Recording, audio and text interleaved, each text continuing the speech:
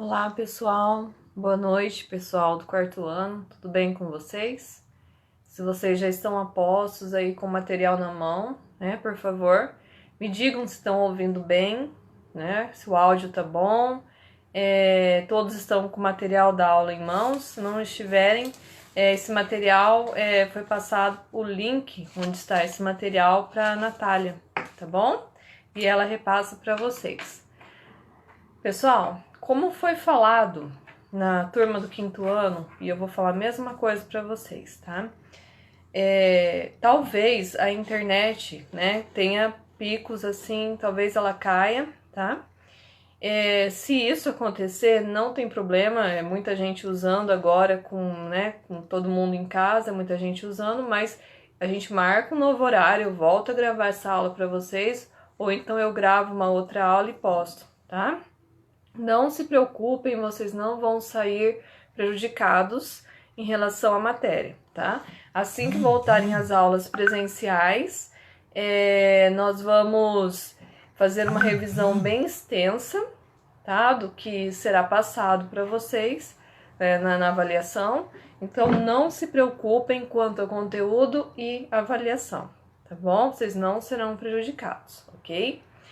Pessoal, eu vou precisar que vocês curtam, né, essa aula e deixem suas dúvidas nos comentários, porque a presença será lançada através da interação de vocês, né, através das curtidas e dos comentários eu vou conseguir ver quem está participando dessa live comigo, ok?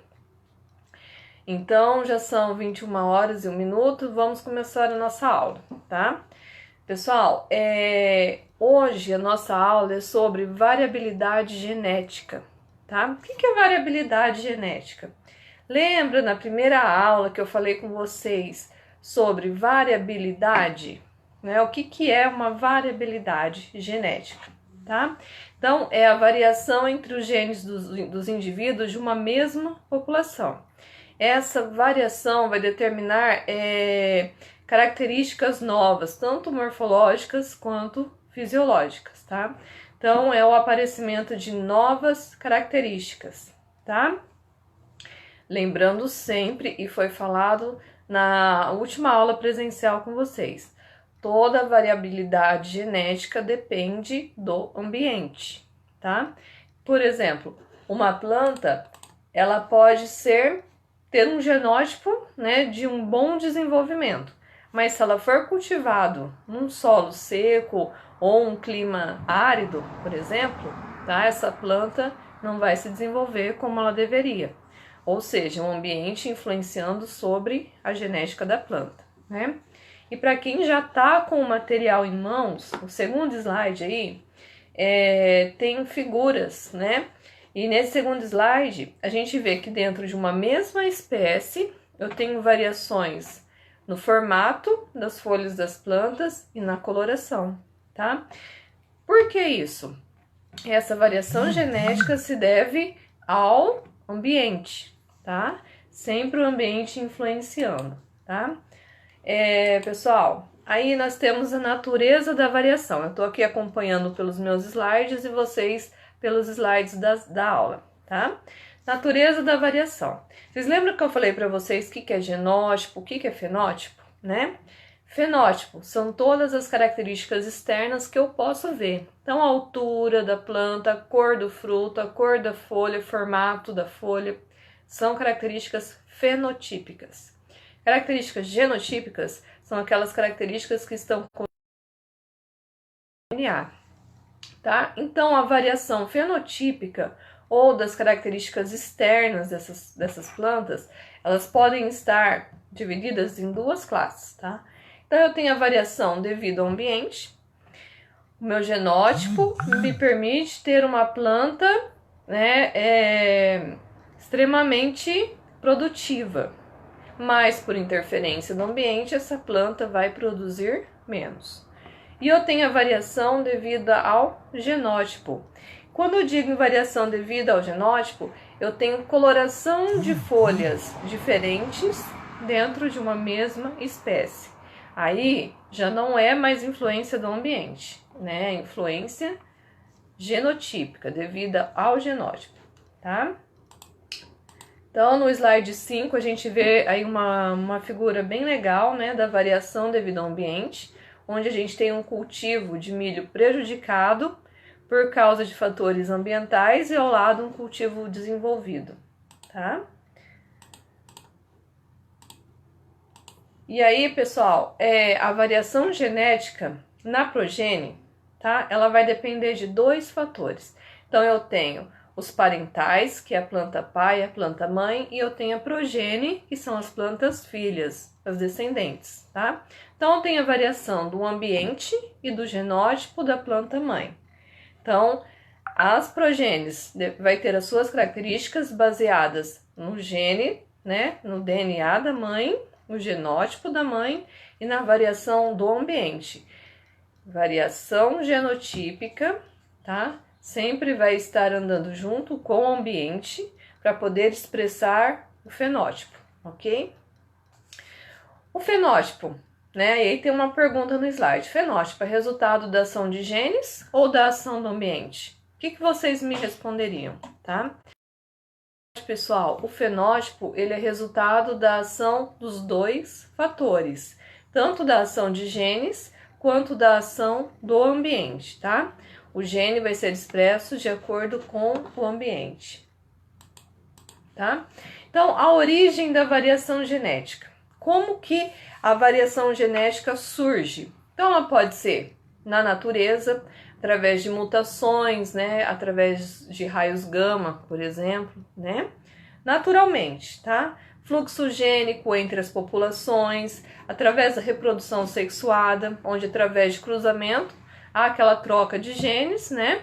E a planta, as progênies, né? As plantas filhas expressam o genótipo dos parentais, dos pais, tá? Então é de modo natural, através de reprodução sexuada, fluxo gênico, através de mutações do DNA, ou também pode ser através de plantas cultivadas.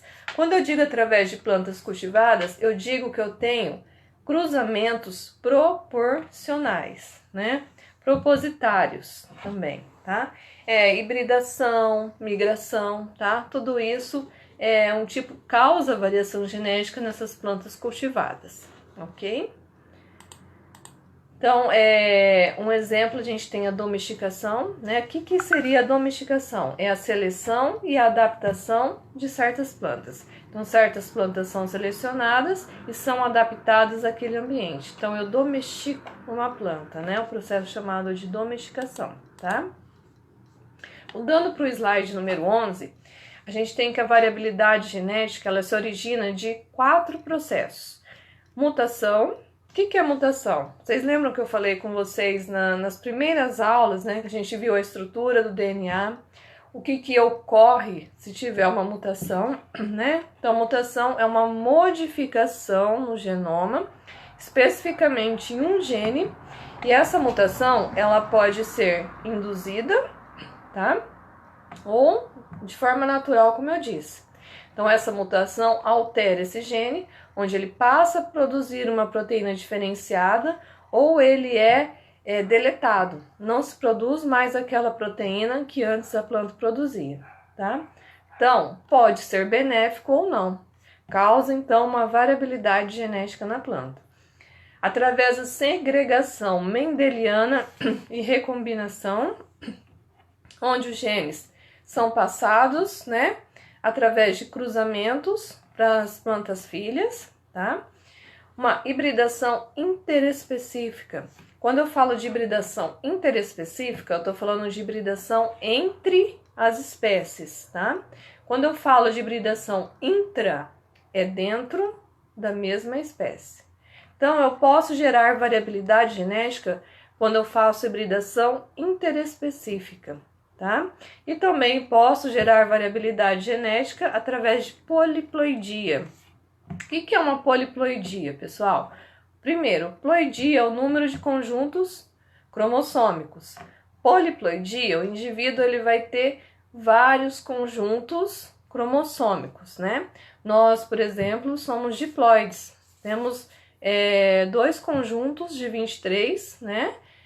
Cromossomos. Então, temos um total de 46 cromossomos diploides. No caso do morango, por exemplo, né?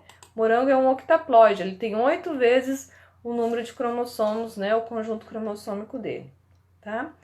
Também proporciona variabilidade genética, né? Falando um pouquinho de mutação para vocês, a mutação é o ponto inicial da origem da variabilidade genética. Mas por quê? Porque ela pode induzir a produção de proteínas, tá? E aí eu digo que essas proteínas podem ser benéficas ou não, tá? O aparecimento de novos alelos. O que é um alelo, professora? Lembra que eu falei para vocês na aula, a gente trabalhou os exercícios de Mendel, né? Então eu falei de azão, azinho, que são homozigotos dominantes, heterozigotos, azão, azão, homozigotos dominantes, azinho, azinho, homozigotos recessivos. Veja, são 2 As, né? Então, pessoal, um A, os dois formam um gene. Um A apenas forma um alelo. Então, o aparecimento de novos alelos geram heterozigotos e, portanto, causam variabilidade genética, tá? Também tem uma alteração herdável no genoma. Qualquer alteração por mutação, por aparecimento de novos alelos e que se adapte ao indivíduo e que seja passada de geração em geração, então eu tenho uma alteração herdável, tá? Também proporciona uma variabilidade genética, ok? Então, pessoal, foram formuladas 2 questões. Será que as mutações modificam o fenótipo das plantas, né? Que modificam, ocorrem com frequência para se tornar sua busca rentável? Depende. Se essa mutação for benéfica, sim, né? A busca por essa mutação se torna rentável, né? E o outro questionamento feito por Allard em 1960, foi que poderão as mutações ser incorporadas nos cultivares comercialmente aceitáveis, competindo com outros métodos de melhoramento genético? É a mesma resposta. Podem sim ser incorporadas, desde que essa mutação seja benéfica e produza a proteína desejável para aquela planta, ok? Aí no slide 14 a gente tem uma figura bem legal, tá? De um campo de melhoramento. No slide 16, pessoal, a gente tem que a mutação ela pode ser espontânea, e aí eu digo que é de maneira natural, né, através de propagação de raios gama, por exemplo, ou induzida, tá?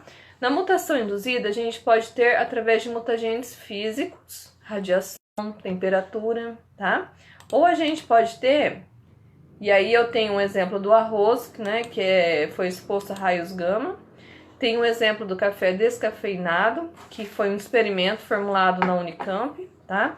Onde houve uma mutação, silenciou a expressão do gene, ou seja, o gene que produzia cafeína naquele café, ele foi silenciado, ele foi deletado. Então, produziu-se um tipo de café descafeinado, tá? Esses são exemplos de tipos de mutações, tá? E quais as propriedades que limitam esses mutagênicos químicos? A solubilidade pode interferir, né, na mutação, a tonicidade desses mutagênicos químicos, a reatividade, será que ele vai ter reação suficiente para provocar essa mutação, né? Tem os fatores fisiológicos da planta, que também dependem muito, né? Esses fatores fisiológicos interferem bastante na mutação. E aí a gente tem a idade, o conteúdo de água, o efeito de armazenamento, a nutrição, tá? Tudo isso interfere, então, numa mutação das plantas, ok? Pessoal, novamente eu vou pedir para quem estiver assistindo curtir, para que conte como presença para vocês, tá bom? Pessoal, exemplos de mutagênicos físicos, raio-x, raio gama, né? Exemplo de mutagênicos químicos, a azite sódica, o ácido nitroso, são bons exemplos aí de mutagênicos químicos que eu posso estar usando nas plantas, tá? Melhoramento por mutação induzida, pessoal. Como que eu vou fazer um melhoramento numa mutação induzida, tá? Então, eu tenho as plantas que se propagam por sementes. Como que eu faço essa mutação, tá? Induzida nessas plantas. eu posso, pessoal, expor essas sementes a radiações gama. Eu posso expor essas sementes a alguns mutagênicos químicos, como, por exemplo, a azida sódica ou ácido nitroso, tá? Posso expor partes que se propagam vegetativamente também a radiações gama, mutagênicos químicos, tá? E pode-se fazer também o uso direto e indireto desses mutagênicos, ok? E aí isso é mais voltado para a parte, né, laboratorial, ok? A variabilidade genética, ela origina de 4 processos, como eu disse para vocês. A mutação, que pode produzir uma planta com novas características, se essas características forem passadas de geração em geração, e aí gerar a adaptação dessa característica, tá?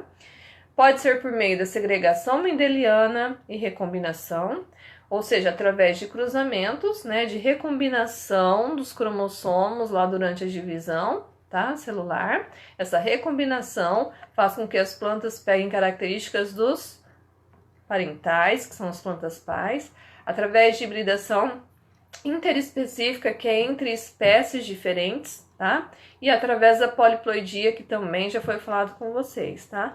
Eu induzo uma planta a ter o dobro do conjunto cromossômico dela para que ela possa produzir mais, para que ela possa ser mais vigorosa, depende do que eu estou buscando na planta, tá? No slide 24, fala um pouquinho sobre a segregação mendeliana e a recombinação, tá? Então, a mutação em um alelo forma um indivíduo heterozigoto. Então, eu tinha o indivíduo com as mesmas características. Um dos alelos, tá, do gene, azão, azinho, forma um gene. Azão é um alelo, azinho é outro, tá? Então, se um desses alelos sofrerem uma mutação, gera essas características, essa variabilidade genética, tá? E aí, pessoal, no slide 25, a gente tem sobre hibridação interespecífica, tá? E aí eu quero falar uma coisa para vocês pelo seguinte, eu posso ter essa hibridação interespecífica, que é entre espécies diferentes, né? Para obtenção de híbridos, tá? Ou ainda eu posso fazer primeiro por cruzamento ou ainda pela fusão somática. E aí eu vou perguntar para vocês se vocês lembram daquilo que eu falei na última aula, que é presencial que nós tivemos. O que são células somáticas, tá? Células somáticas são todas as células, né, da planta, menos as gaméticas. Então, eu tenho as células gaméticas, tá? E as somáticas. Então, quando eu falo em fusão somática, eu vou fundir, né, utilizar de técnicas biotecnológicas e fundir 2 núcleos de células somáticas, tá? Vamos lá, tá? E aí a gente tem no slide 26 uma figura bem bonita do processo artificial de hibridação, tá? Marco Aurélio, tá me assistindo? O áudio está bom ou não? Por favor.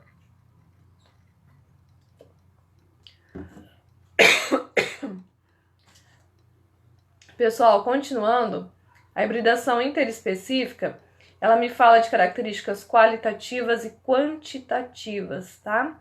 Qualitativas são as que geram qualidade, quantitativas, quantidade, tá? Vamos lá, tá? Poliploidias são variações numéricas no conjunto cromossômico, tá? Então, eu posso ter a aneuploidia, que é o aumento ou diminuição de um cromossomo, ou a euploidia, que é o aumento ou diminuição de um conjunto cromossômico.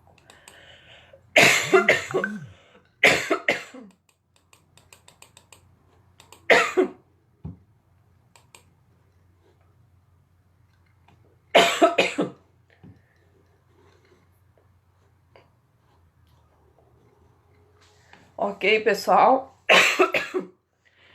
Nosso vídeo... Só um minutinho. Nosso vídeo é de 20 minutos, tá? Qualquer dúvida, postem nos comentários que eu vou responder para vocês. Obrigada e até mais.